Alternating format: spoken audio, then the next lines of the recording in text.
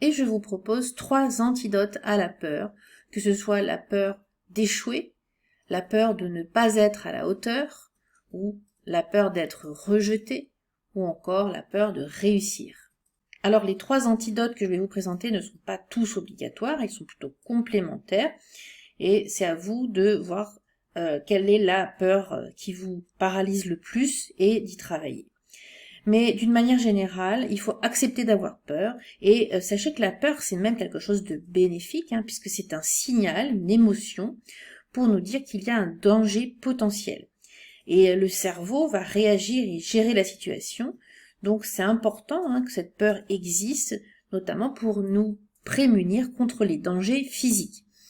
Dans le cas de dangers psychologiques, eh bien, on est plutôt sur une télé mentale, sur des dangers imaginaires, virtuels. Enfin, c'est un peu comme une espèce de projection que l'on se fait dans sa tête, on se fait des films, et la plupart du temps, il y a beaucoup moins de risques que ce qui est imaginé.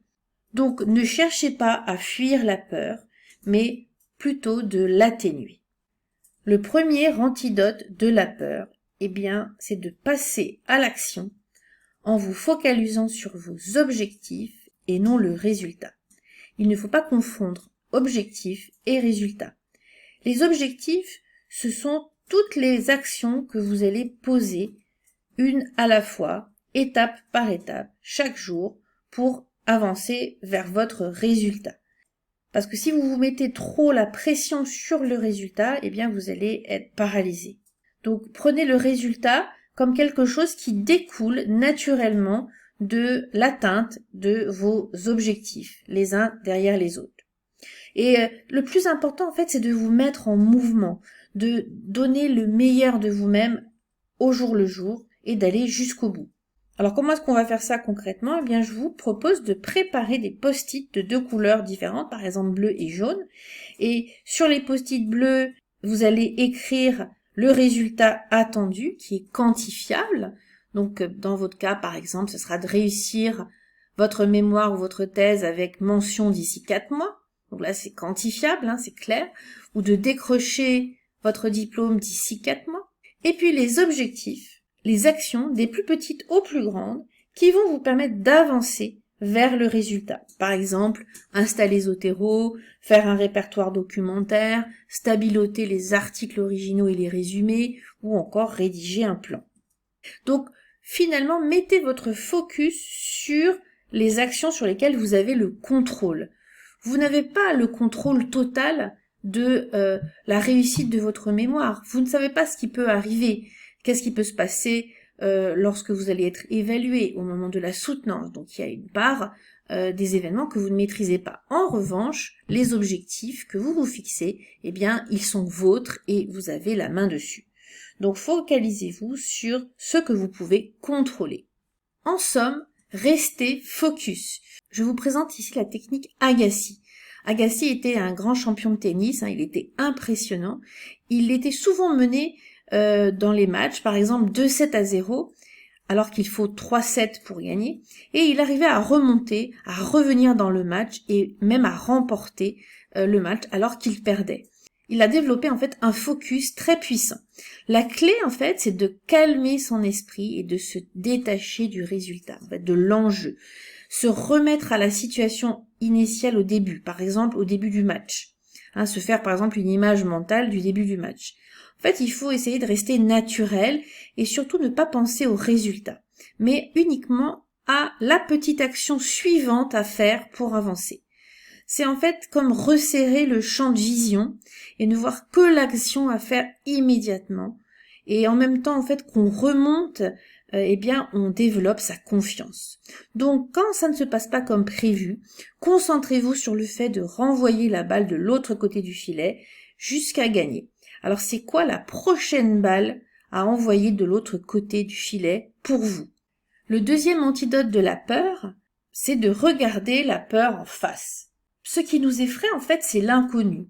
C'est comme ce tigre mystérieux qui a l'air bien menaçant sous ses airs calmes. En fait, on s'imagine des choses, on se fait un film incroyable, en fait, de ce qui pourrait nous arriver. C'est très effrayant et ça fait monter l'adrénaline et le stress.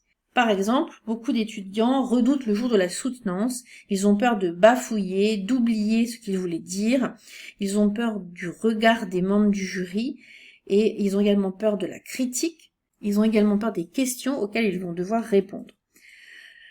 Alors, comme le précédent antidote, ici, en fait, le but, c'est pas de supprimer le tigre, hein, mais juste d'en réduire la perception, de le rendre moins menaçant, par exemple, plutôt comme un chat, qui certes va avoir des griffes, hein, et qui peut griffer, mordiller, mais ce ne sera pas grand-chose face au danger perçu lorsque l'on est en face d'un tigre. Le secret pour dépasser cette peur, eh bien, c'est de se préparer et d'avoir finalement un plan B. Transformer tous les « et si ceci arrive » et « si il m'arrive cela », donc de transformer ces « et si » en quelque chose de plus constructif. Voilà ce que je peux faire. Concrètement, vous allez prendre trois feuilles et vous allez 1. Identifier ce qui vous fait peur, 2. Ce que vous pouvez faire, et 3. Ce que vous pouvez y gagner.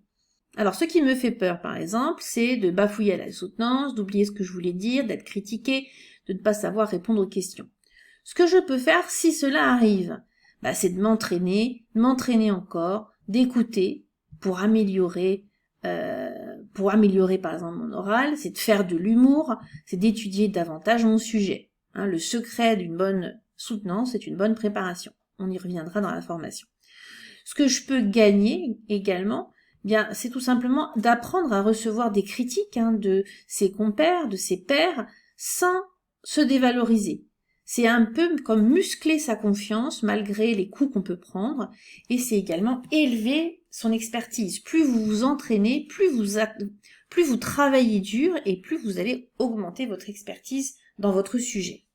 Et quelque part, si tu voulais, c'est une stratégie de rationalisation de votre peur qui va vous permettre de vous sentir mieux. Il n'y a pas de théorie fumeuse, c'est juste une recherche de solution. On est orienté solution et non problème.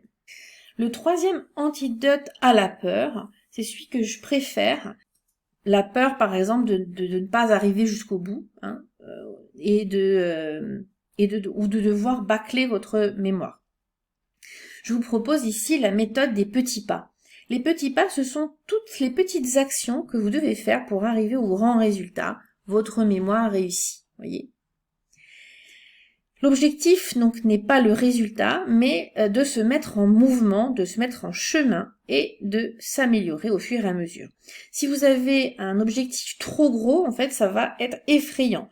Donc, je vous encourage vivement à tout découper. Découpez votre méga projet, votre résultat qui est donc la réussite de votre mémoire, en petites étapes moins effrayantes, moins lourdes, moins difficiles à réaliser. Et l'idée est d'avoir donc de petits succès rapides. Cette méthode des petits pas, on pourrait l'illustrer par un cycle qui consiste, 1, à planifier votre action, puis à la réaliser, ensuite à la contrôler, éventuellement à l'ajuster, et puis j'ai mis entre parenthèses partager votre action, par exemple, avec d'autres personnes qui sont dans la même situation que vous. C'est une espèce de boucle qui permet donc une amélioration continue de votre travail. Voilà les 3 antidotes à la peur que je voulais vous présenter, et on se retrouve dans une prochaine vidéo pour déjouer les autres obstacles psychologiques.